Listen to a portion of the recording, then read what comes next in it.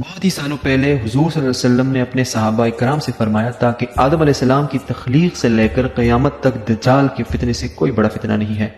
محمد قاسم کہتے ہیں کہ میں نے اپنے خوابوں میں جھوٹے مسیح سے متعلق بہت سی چیزیں دیکھی ہیں اور آج میں ان کو ملا کر اس کی ایک جامع داستان پیش کرنے جا رہا ہوں جو میں نے دیکھا ہے۔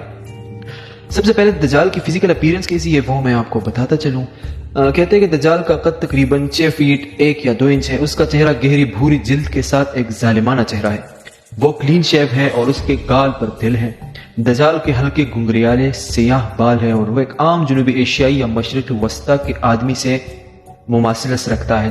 اور محمد قاسم اور کہتے ہیں کہ جب میں نے اسے دیکھا تو میں نے اس کی کوئی آنکھ پھوٹتی ہوئی نہیں دیکھی بلکہ وہ بالکل نارمل تھی، تاہم وہ شکل بدلنے کی صلاحیت رکھتا ہے، اس لیے وہ اپنی مرضی کے مطابق کسی بھی صورت اختیار کر سکتا ہے اور اس قابلیت کو خوشنما شکل میں ظاہر کرنے اور عوام کو اپنی طرف مائل کرنے کے لیے استعمال کرتا ہے۔ جب دجال چلتا ہے تو بہت ہی غرور سے چلتا ہے اور ایسا محسوس ہوتا ہے کہ کوئی بھی اس کے قریب نہیں آ سکتا اور نہیں اس کے سامنے کھڑا ہو سکتا ہے۔ دجال کی طاقت کیا ہے؟ دجال کی جو طاقت ہے وہ محمد قاسم اور کہتے ہیں کہ میں نے اپنے خوابوں میں جو کچھ دیکھا ہے اس کے مطابق دجال مشرق وسطی میں فتنے کو متحرک اور سازش کر رہا ہے۔ یاد رکھیں کہ وہ ابھی تک اپنی پوری صلاحیت کو نہیں پہنچا، شاید ہی وہ لوگوں کے سامنے ابھی تک نہیں آیا، لیکن وہ اپنی پوری طاقت حاصل کرنا چاہتا ہے۔ اس کی طاقت مختلف طریقوں سے ہے۔ دجال جادوئی طاقت میں بہت مہارت رکھتا ہے۔ ایک خواب میں نے دیکھا کہ دجال کو یہ کہتے ہوئے سنا ہے کہ بہت جلد ہی میری طاقت بڑھے گی اور میں اپنے خوف کو پوری دنیا پر نافذ کروں گا اور ساری دنیا میرے تابع ہو جائے گی۔ اچھا، تو ایک سوال پیدا ہوتا ہے کہ دجال آئے گا کب؟ جب عظیم ملحمہ ہوگا، World War 3 ہوگا، اس کے بعد اللہ تعالیٰ کا نور پوری زمین پر بھر جائے گا اور امت مسلمہ پوری دنیا پر امن و انصاف نافذ کرتی رہے گی اور یہ امن 1 دہائی کے قریب رہے گا۔ اس پرامن دور حکومت میں مسلم فوج دجال کے خلاف جنگ کی تیاری کے لیے بھاری ہائی ٹینک ہتھیار اور ٹیکنالوجی تیار کرے گی، جبکہ امت اس آزمائش کی تیاری کر رہی ہے۔ چند کافر دجال کے آنے کا انتظار کر رہے ہیں جن میں سے اکثر کا تعلق یہود سے ہے، یعنی وہ یہودی ہیں۔ اچھا، ابھی دوسرا کویسچن پیدا ہوتا ہے کہ what will دجال do when he appears؟ اچھا، تو دجال جب منظر عام پر آئے گا تو وہ بہت جلد ہی پوری دنیا کو مسخر کر لے گا، جس کی وجہ سے اہل ایمان اس سے گھبرا جائیں گے۔ دجال کا دعویٰ ہے کہ وہ ایک خدا ہے اور اپنی شیطانی طاقتوں کے استعمال کے ذریعے عوام کو اپنی طرف متوجہ کرے گا اور کمزور ایمان والے بہت جلد ہی اس کے ساتھ شامل ہو جائیں گے، اور یہ صرف اللہ کے حکم سے ہے کہ وہ اس طرح کے اختیارات حاصل کرنے پر قادر ہے، اور وہ انسانوں اور خاص کر مسلمانوں کے لیے سب سے بڑی آزمائش ہے۔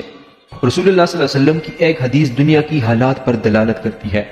آپ صلی اللہ علیہ وآلہ وسلم نے فرمایا کہ دجال کے ظہور سے 5 سال پہلے خشک سالی ہوگی اور کوئی چیز کاشت نہیں ہوگی اور اس طرح کے تمام جانور ہلاک ہو جائیں گے، اور اس کے ظہور کے بعد دنیا کو شدید قحط کا سامنا کرنا پڑے گا۔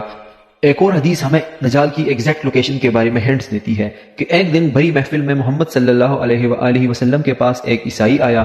اس نے پہلے اسلام قبول کیا اور پھر اس کے بعد اپنا واقعہ کچھ یوں سنایا کہ میں اور کچھ لوگ عرب سے مشرق کی طرف جا رہے تھے اور راستے میں ہی تھے کہ اچانک سمندر کا موسم بدل گیا اور ہماری کشتی راستے سے بھٹک گئی۔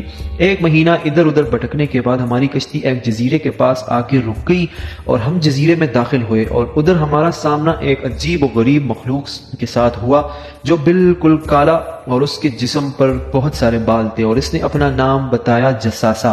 ہم نے اس سے پوچھا کہ تم کیا چیز ہو؟ اس نے بولا مجھے چھوڑو، ادھر ایک مندر ہے، تم لوگ ادھر جاؤ، وہاں ایک شخص تمہارا بہت شدت سے انتظار کر رہا ہے۔ اندر ہم نے ایک شخص کو زنجیر میں بندھا ہوا دیکھا اور اس نے ہم سے 3 سوال پوچھی کہ بیسان کی، پہلا جو سوال تھا وہ یہ تھا کہ بیسان کی درختوں کے بارے میں بتاؤ، کیا اس میں سے کوئی پھل وغیرہ نکلتے ہیں یا نہیں؟ ہم نے کہا ہاں بالکل۔ اس نے بولا بہت جلد وہاں سب کچھ خشک ہو جائے گا۔ پھر اس نے دوسرا سوال پوچھا کہ لیک آف تبریا کے بارے میں بتاؤ مجھے، اس میں پانی ہے یا نہیں ہے؟ ہم نے کہا ہاں وہاں بہت پانی ہے۔ اس نے کہا بہت جلد ہی یہ بھی خشک ہو جائے گا۔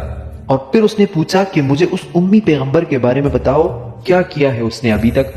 تو ہم نے کہا وہ مکہ سے نکل کر مدینہ میں آباد ہو گیا ہے۔ اس نے کہا کیا واقعی وہ یثرب مدینہ آ گیا ہے؟ یہ کہتی ہی اس نے کہا اب میں بتاتا ہوں میں کون ہوں، میں ہوں دجال، اور بہت جلد میں اس قید سے آزاد ہو جاؤں گا اور پوری دنیا کے علاقوں میں جاؤں گا سوائے مدینہ کے۔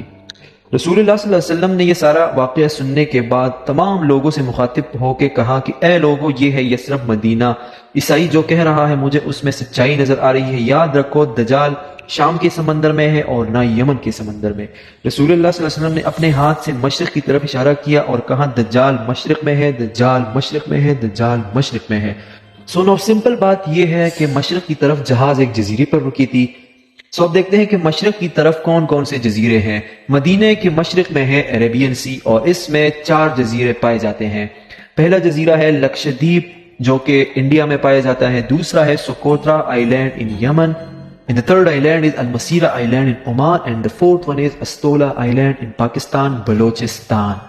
حدیث میں صاف فرمایا گیا ہے کہ دجال یمن کے سمندر میں نہیں ہوگا، تو اس بات سے یہ واضح ہو گیا کہ سکوٹرا آئی لینڈ اور المسیرا آئی لینڈ جو ہے وہ بالکل نکل گئے، باقی رہ گئے Lakshadweep island in India and Astola island in Pakistan.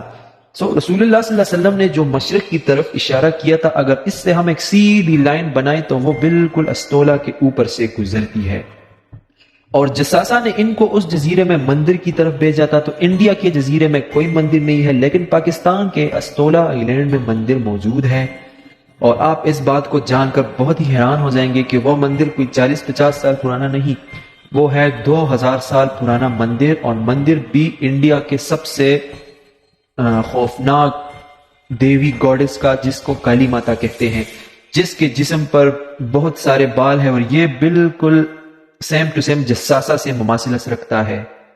آج اگر آپ جائے تو آپ کو دجال نہیں ملے گا، وہ آزاد ہو گیا ہے، وہ کسی کو پتہ نہیں۔